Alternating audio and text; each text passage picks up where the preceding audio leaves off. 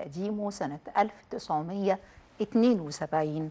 بطولة محمود مرسي، صلاح قابيل، محمود ياسين، صلاح السعدني، أحمد مرعي، مديحة كامل، سهير الباروني، هالة فاخر.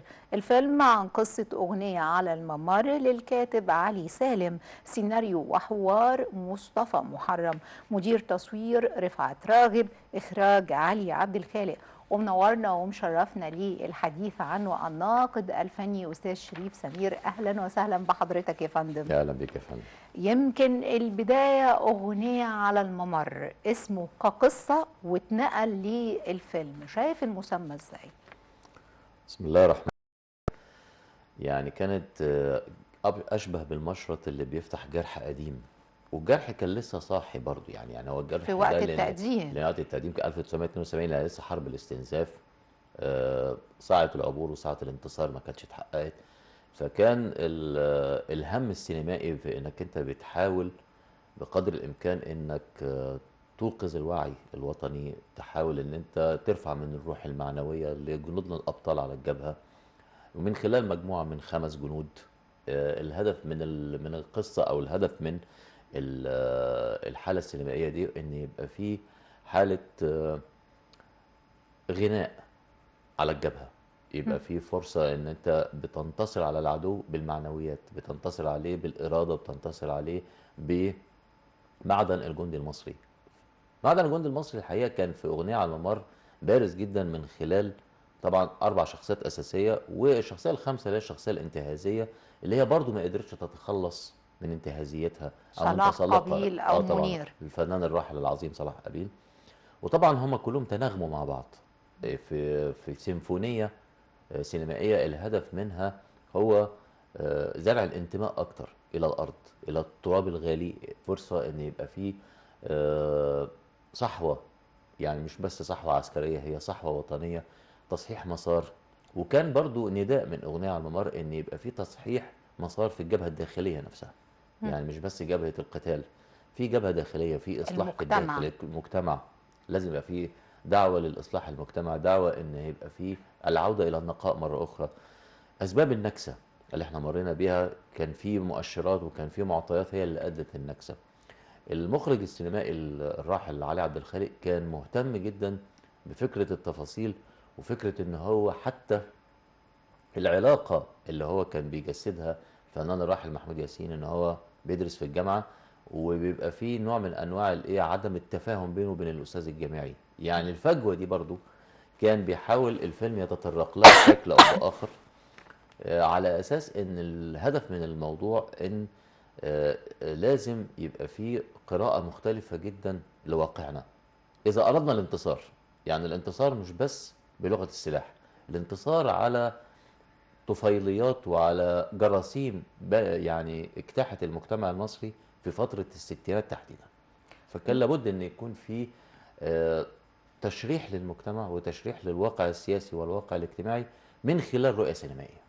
لو رحنا للكاتب علي سالم اللي قدم مجموعة من المسرحيات، منها مدرسة المشاغبين وأغنية على الممر، كانت مسرحية وتم تحويلها للسينما، شايف طريقته في الكتابة والسرد وبناء الشخصيات شايفها ازاي؟ هو طبعا المؤلف الراحل علي سالم هو كان له مواقف سياسية معروفة، ان هو كان مع التطبيع في فترة من الفترات، وكان موافق على فكرة معاهدة السلام، على اعتبار ان احنا تجرعنا مرارة الحرب. الهزيمة ومرارة الحرب. حتى بعد الانتصار المجيد في اكتوبر كان لازم تبقى دي اخر معركة، ولازم ننظر الى الامام ونتعامل مع العدو بفكر مختلف ورؤية مغايرة.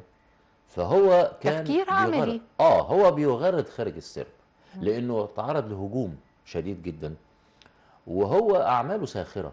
يعني هو نموذج للمؤلف الساخر. آه، فهو دايما بيبقى في اعماله، سواء كانت اعماله المسرحيه او التي تحولت الى رؤيه سينمائيه، دايما بيبقى في حاله من حالات السخريه والتمرد. اعتقد ان هو كتب كمان بكالوريوس في حكم الشعوب، يعني حاجه كده، يعني نوع من انواع الرفض للواقع السياسي او السخريه، على اعتبار ان ده ممكن يعيد تصحيح مفاهيم كتيره جدا هي في كانت حياتي. مسرحية سياسية، أنا مش متذكرة أبطالها حاليا، هي مسرحيه سياسيه ولكن بس هي كانت مسرحية مهمة. المساله ان اعمال علي سالم بقت ماده خصبه لكثير من اجيال المسرح في الايه، خصوصا المسرح الجامعي. في التناول. انها تبقى فرصه اكبر ان يبقى فيه تناول مختلف، معالجه مسرحيه مختلفه، بتبقى فيها استفزاز لملكات الممثلين والمخرجين ان هم يحاولوا من خلال مفهوم الكوميديا ومن خلال مفهوم السخريه، زي ما بيقولوا كده بيحطوا الترياق في ورقه شوكولاته. فشيء طبيعي جدا ان علي سالم يكون يعني النص بتاعه سواء كان نص مسرحي او نص سينمائي يبقى جاذب جدا او مستفز لاي مبدع.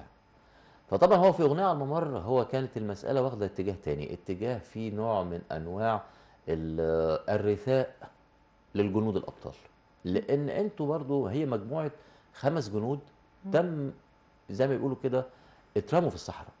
يعني مش تم اهمالهم من القياده العسكريه او القياده السياسيه، لا، هو تم التعامل معاهم على انكم انتوا في حد ذاتكم جيش. يعني انتوا جيش اللي ممكن يحافظ على ما تبقى من الكرامه بعد هزيمه 67. وطبعا التوقيت ان هو اتعمل في سنه 1972 يعني هو في عنفوان حرب الاستنزاف، وبالتالي كان المطلوب جدا في هذا الفيلم انه يبقى في حاله من حالات الايه التحفيز، انك انت لا تفرط في سلاحك حتى اخر رصاصه او حتى اخر قطره دم.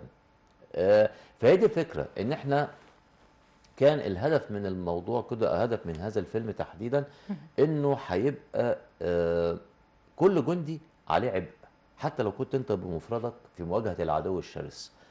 انت عندك ما تملكه اكتر من السلاح، انت عندك الايه، الاراده، وعندك المعدن، وعندك في نفس الوقت الاصرار على رد الكرامه، الاصرار على الثأر للهزيمه. هو أنا هكون ببالغ لو قلت إن مصطفى محرم أنا بشوفه مدرسة، وبشوف ان السيناريوهات والحوار والحاجات اللي هو عملها من زمان لغاية اخر حاجة هو كتبها هي حاجة تدرس. انا كده ببالغ وواقعة في حب كتاباته وافلامه واعماله. يا ريت تبالغي حضرتك، يعني بالعكس ده احنا في نوعيه نماذج مضيئه جدا سينمائيا وتلفزيونيا محتاجه ان احنا نبالغ بشأنها علشان خاطر تبقى قدوه للاجيال القادمه. مصطفى محرم الحقيقه من اول ما هو يعني كان له تأثير في السينما المصريه، اعتقد ان هو عمل اللي هو كتب حب فوق هضبة الهرم. آه، طبعا لا طبعا سواق الاتوبيس كان بشير الديك، لكن قصدي كان في اعمال له سينمائيه وبصمات، وقدر ان هو لما ينتقل الى ملعب الدراما التلفزيونيه قدر ان هو يدي طعم للقصه. يعني لو هو، انا شايف ان مصطفى محرم لو ما كانش كتب حاجه غير لن اعيش في جلباب ابي كان في حد ذاته كفايه. ليه؟ لانها كانت قصه قصيره وكانت متركزه على شخصيه عبد الوهاب، في حين ان القماشه اللي اتعمل واسعة. هو لعب على عبد عبد الغفور الغفور وفاطمة. وفاطمه، وبقت هي ايقونه من ايقونات الوفاء للايه، للبيت المصري.